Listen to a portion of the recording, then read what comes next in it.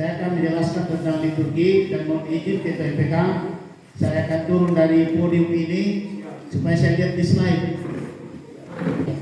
Nah, pembinaan ini disampaikan pada persidangan tahunan klasis sekarang di tempat ini di Limboro hari ini dan besok. Lanjut. Nah, tadi saya katakan ini pembinaan ringan. Kenapa saya katakan ringan? Karena bagi Bapak Ibu majelis, para pengurus PPK sangat sering melakukan. Tapi 2 tahun sekarang saya di STT, kami selalu ditegur, kadang-kadang ditegur oleh ketua STT. Dia bilang, bagaimana kalian punya foto? Kesana kemari, gitu. Jadi saya merasa tertarik untuk menjelaskan apa itu akta-akta dalam liturgi. Jadi sudah ada yang tertulis termasuk di bukunya dan itu penting. Nah, khusus bagian yang saya mau sampaikan adalah bagaimana seorang pelayan memimpin kebaktian rumah tangga, memimpin kebaktian ucapan syukur, kebaktian penghiburan dan badan pelayanan kategorial dalam sudut pandang teks Alkitab. Oke, makasih Pak Syed. Dari Amsal pasal 1 ayat 1 sampai 7 ya. Bapak Ibu bisa lihat, tapi saya tidak akan baca lagi ayat ini. Tapi saya akan langsung fokus pada apa isi dari Amsal 1 itu ayat 1 sampai 7. Next. Penjelasan teks. Ada banyak hal yang dibutuhkan dalam pelayanan, tetapi kali ini saya akan menjelaskan 2 hal, yaitu ketulusan dan hikmat. Ya. Jadi Bapak Ibu saudara-saudara, tugas apapun yang diberikan, dipercayakan bagi kita, lakukanlah itu dengan tulus. Tadi saya terinspirasi yang disampaikan oleh majelis di sini. Ya. Kalau dia hitung-hitungan, mungkin dia tidak mau jadi majelis. Tapi karena dilakukan dengan tulus, berkatnya juga melimpah. Jadi saudara, apapun yang saudara diberi, lakukanlah itu dengan tulus. Hikmat, ya. Hikmat itu berarti memiliki kearifan atau kebijaksanaan, ya. Jadi dalam menjalankan tugas ada peraturan, tapi juga perlu ada kebijakan. Kebijakan dalam arti juga jangan akhirnya bijak salah, tapi hendaknya peraturan sungguh-sungguh dilakukan. Tapi kadang-kadang orang kaku juga dalam soal teknis, itu yang harus dibijaksanai, ya. Jadi misalnya seperti kami di Bambu yang sangat sedikit jumlahnya, lalu dituntut harus sekian, wah ini repot ini, ya. Tapi harus ada kebijakan. Ya, ayat 2, mengapa hikmat penting? Sebab kita membutuhkan pengertian atau hikmat yang memiliki makna dan maknanya dapat dihayati dengan baik. Saudara, kita datang di sini tentu bagian yang akan kita suarakan adalah hikmat. Ya. Tadi khotbah mengatakan tidak ada orang yang akan terus kadang-kala kasih tidak terdengar dalam persidangan gerejawi, karena kecenderungan adalah bagaimana mempertahankan pendapat dan argumennya. Tapi di sanalah dibutuhkan yang namanya hikmat itu sendiri. Ya, next. Nah, ayat 3 sampai 4, beberapa hal disebutkan menjadi tujuan dari suatu pendidikan yang menjadikan seseorang pandai, benar, adil, jujur, cerdas, berpengalaman dan memiliki pengetahuan. Jadi saya kira ini dunia pendidikan selalu dikumandangkan. Sepandai-pandainya orang, kalau dia tidak adil, itu juga tidak baik, ya.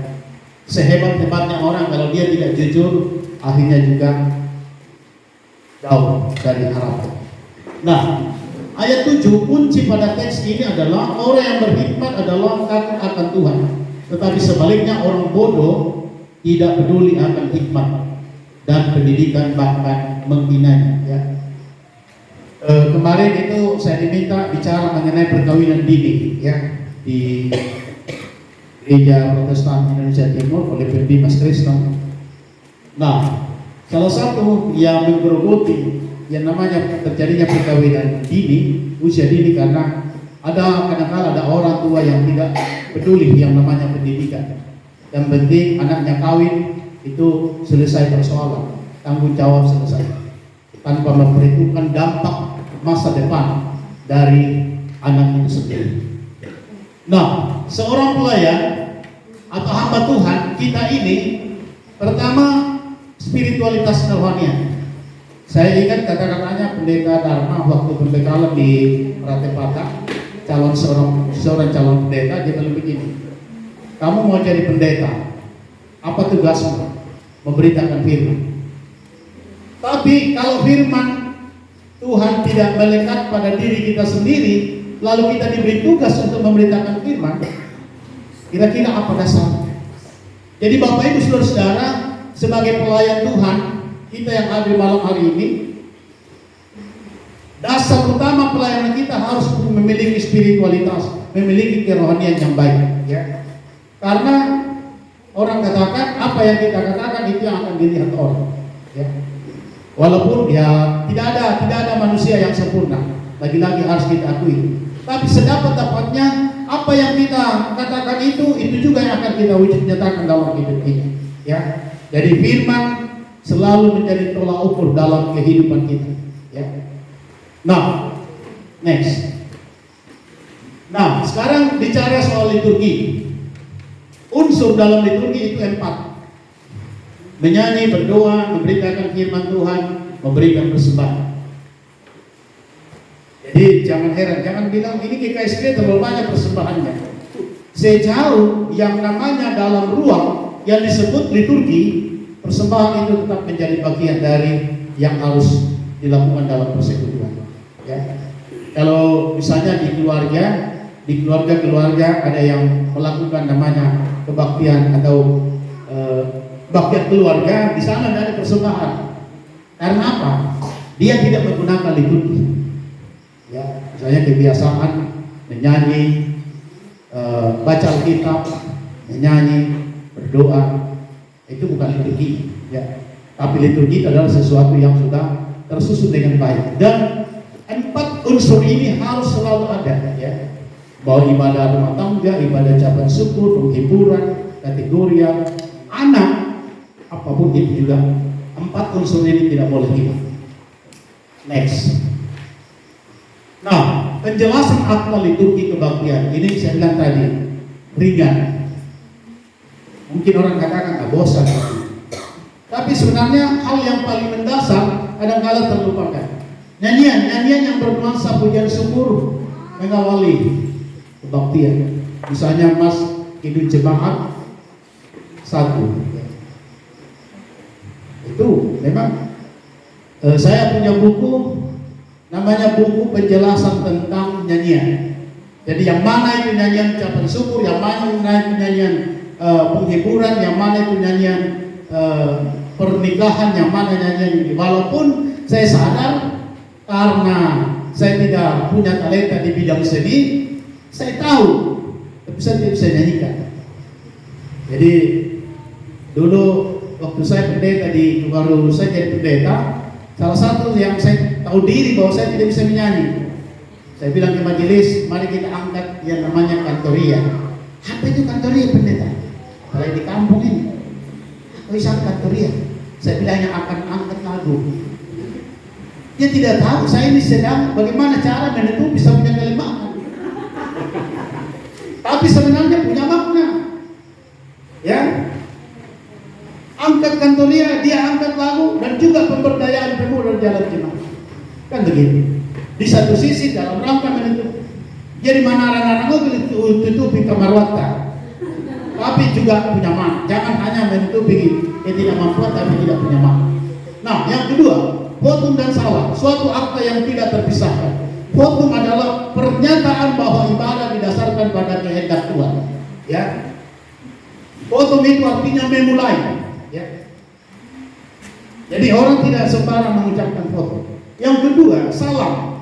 Salam itu artinya sapaan, salam, mengangkat tangan. Makanya Bapak Ibu, dalam teologi Kristen, yang namanya votum dan salam-salam itu tidak ada orang salaman dua. Baru sekarang salaman dua karena corona. Itu pun tidak bersentuhan. Jadi kadangkala ada pelayan termasuk pendeta, ketika dibilang potong dan salam, langsung padua limana. Tidak betul itu. Ya, yang benar adalah satu tangan, salam. Bagaimana? Seperti apa kita memberi salam kepada orang? Seperti itulah, karena sebuah sapaan. Nah, bagaimana rumusannya? Itu terkutip dari Mazmur 124 ayat 8. Itu kata-kata yang diucapkan, pertolongan kita. Saya beri titik-titik dalam arti konteks kebaktian mana kita memimpin kebaktian.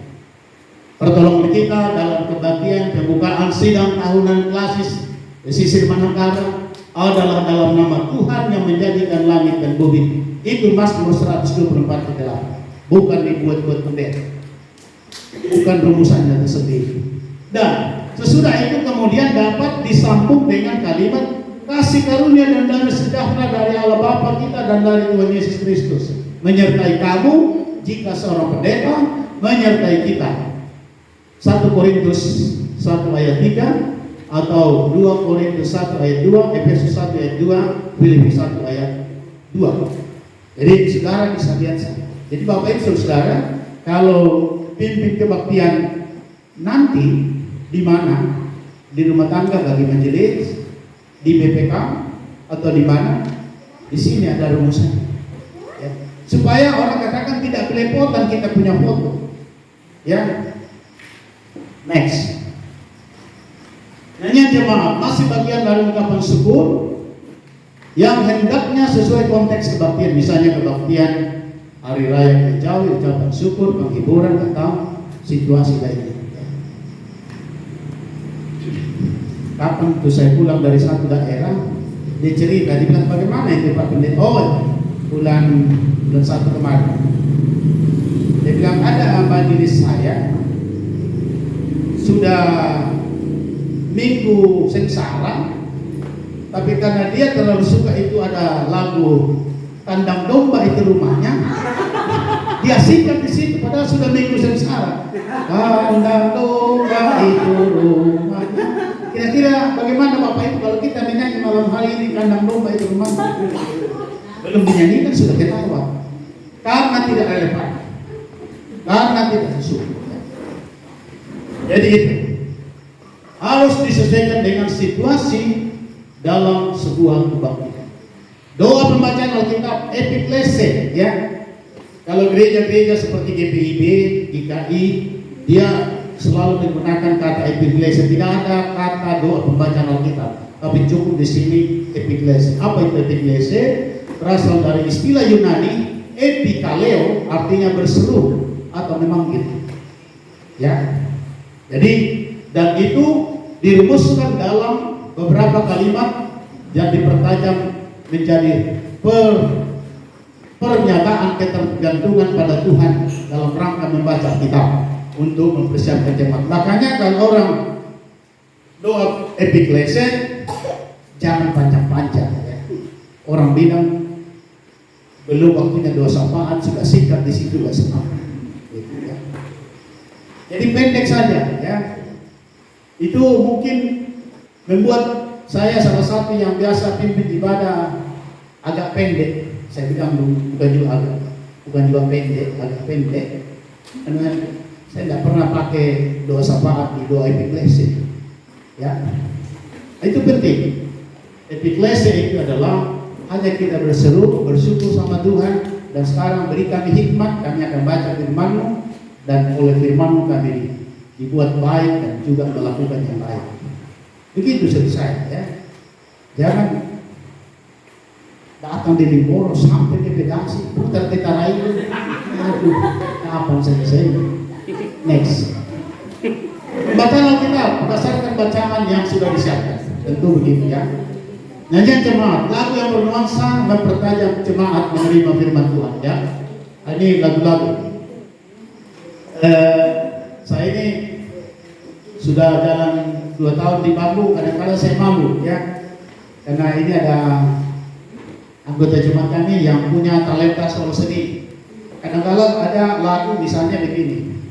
Itu lagu kini jemaat nomor 4, Hai Mari Sembah.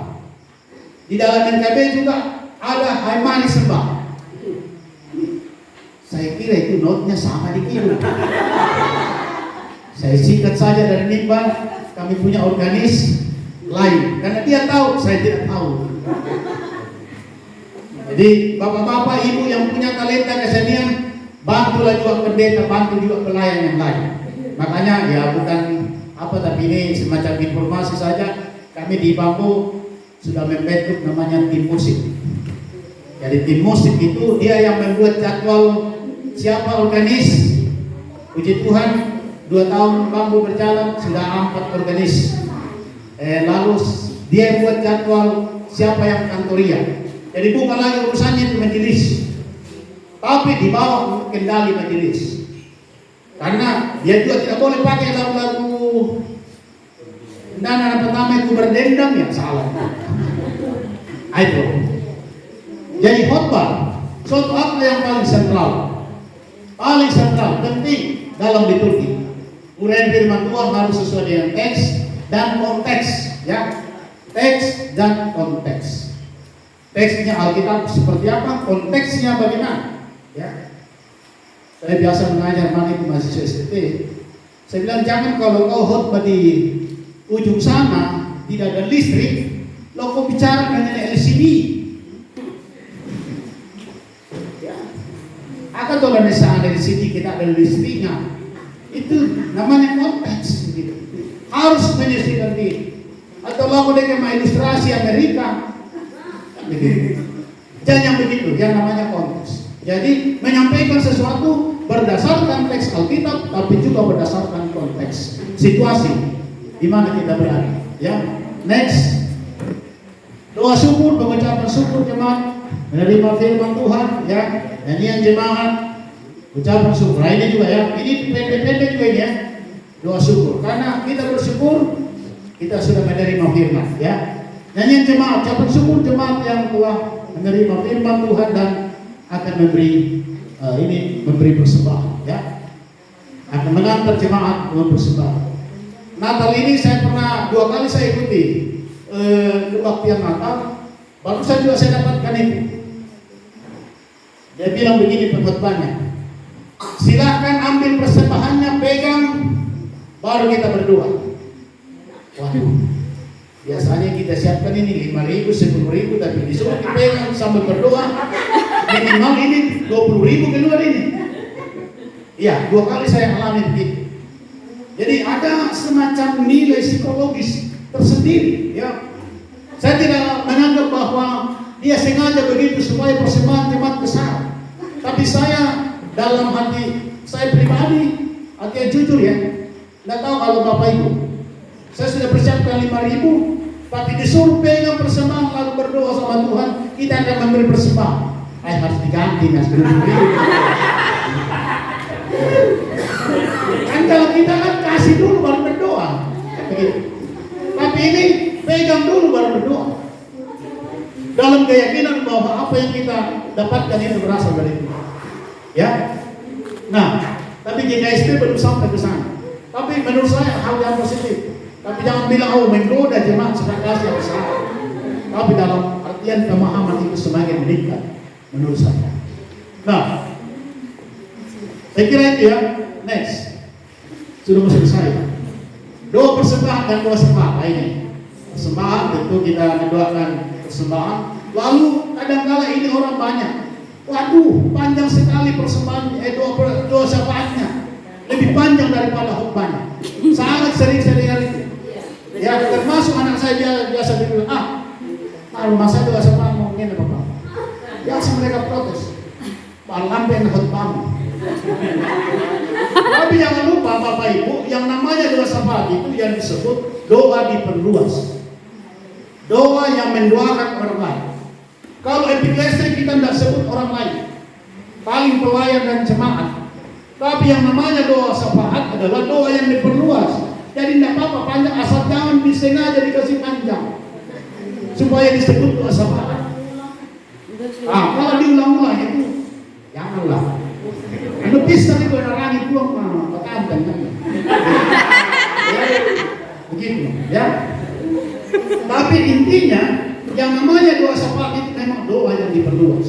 Makanya di situ dikumpul ada ucapan syukur naik kelas, ucapan syukur melahirkan, ya, ucapan syukur naik ke 3K, kan begitu. Tapi ada juga yang bergumul, sudah sekian hari di rumah sakit, bertahun-tahun di rumah, tidak apa-apa itu didoakan. Kan memang doa yang diperluas, ya. Tapi jangan dipakai tadi di epiklesi, jemaat yang tidak datang kau pakai lagi di doa syafaat. Tapi intinya adalah doa syafaat memang doa yang diperluas. Jadi jangan juga sedikit-sedikit kalau terlalu panjang doa syafaat dikritik pendeta. Yang penting sistematis dan ya tidak terulang-ulang. Karena memang jemaat yang kasih masukannya doa, pokok doa kan begitu. Karena kalau kan begitu. Kami nih, ada Pak Roni, ada saya tahu Pak Roni, apakah pernah diprotes atau tidak? Tapi saya pernah diprotes Pak Pendeta. Kali ada ucapan syukur, kenapa tidak bersyukur? Jujur ini. Jadi itu memang untuk disebut, ya. Walaupun dalam teologianya kau lapor sama pendeta, kau lapor sama Tuhan itu persembahan. Tapi yang namanya kerinduan orang tidak boleh juga ditutup. Kalau dia minta atau didoakan, karena itu niat orang, iman orang, ya. Jangan juga ditutup. Kalau bilang tolong pendeta doakan itu anak saya baru lulus. Saya pernah ke Toraja, tiba subuh-subuh. Pak pendeta di pasar Toraja. Makur semangat Tuhan kate narapo. Memang kate anak inde lamban. Uko mana nak kate ini? Napa? Baik ko kaya.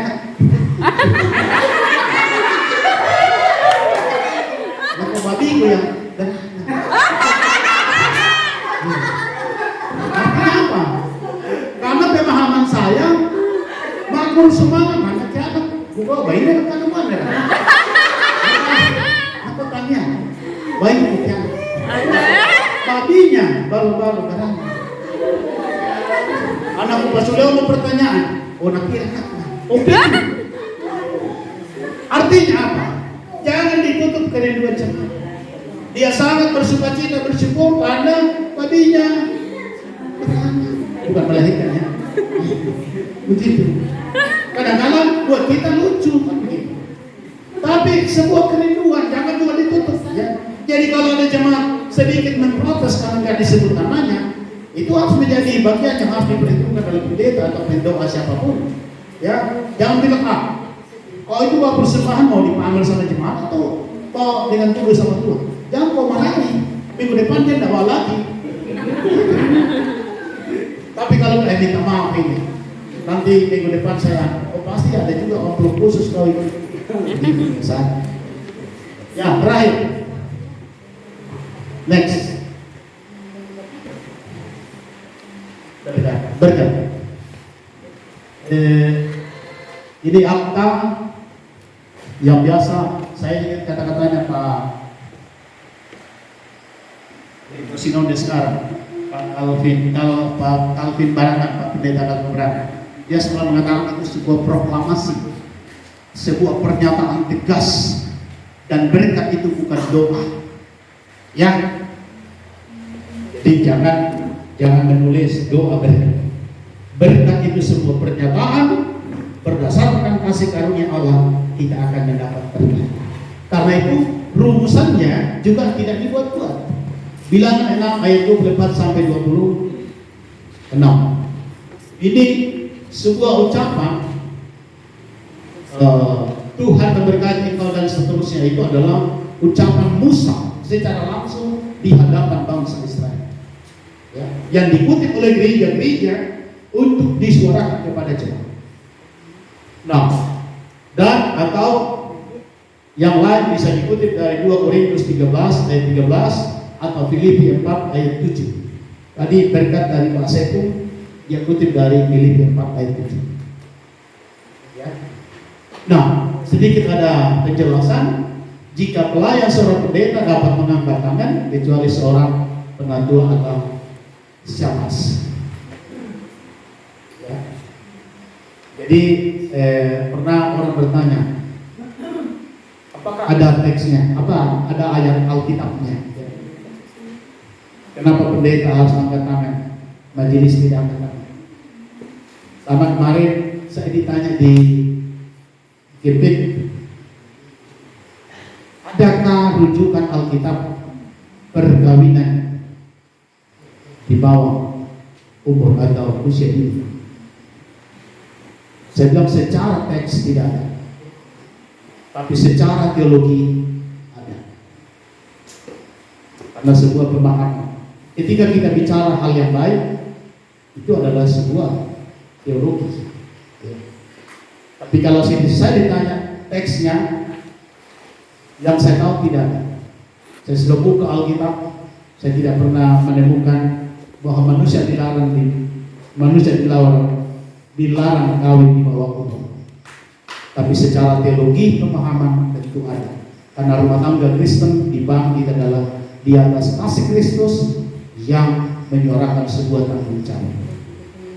Nah, kembali pada poin ini adalah sebuah pemahaman gereja, ya, sebuah tradisi. Ya. Sehingga mengapa Musa mengangkat tangan bagi bangsa Israel? Karena dia telah diurapi, dia telah diberi mandat untuk memimpin bangsa Israel. Jabatan pendeta dalam pandangan GKSD dapat mengangkat tangan karena sebuah jabatan seumur hidup. Tetangga saya ada baru-baru ini, dia tanya saya, Bapak Evan di mana sekarang tugasnya? Karena kami angkat dari orang sebelah. Saya bilang di jemaat Bambu. Masih pendeta Ki? Saya bilang oh iya, masih pendeta. Oh saya kira kalau keluar dari sinode, dia tahu juga sinode. Tidak pendeta Miki. Saya bilang tetap pendeta. Kami itu pendeta, biar mati pun saya besok tetap dibilang pendeta Simon. Oh begitu. Ini teman di sana. Artinya pendeta itu jabatan seumur hidup dalam pandangan kita semua. Penatua Syamas atau diaken itu jabatan periode. Saudara-saudara yang menjadi penatua Syamas sekarang, periode mendatang tidak terpilih, tidak mungkin mau dibilang lagi mari ibu penatua. Walaupun di GKSP tidak terlalu laris itu. Kalau di Manado, di sana itu misalnya ini adik saya Natalia, Syamas atau penatua? Syamas. Di sana itu mari ibu Syamas. Tapi kalau kita di sini, Maiko Natalia. Padahal dia seorang pejabat gereja. Tapi lain tempat, lain keadaan, lain situasi. Ya, saya kira itu. Selamat melayani. Terima kasih Tuhan Yesus. Tidak lama toh. Silakan.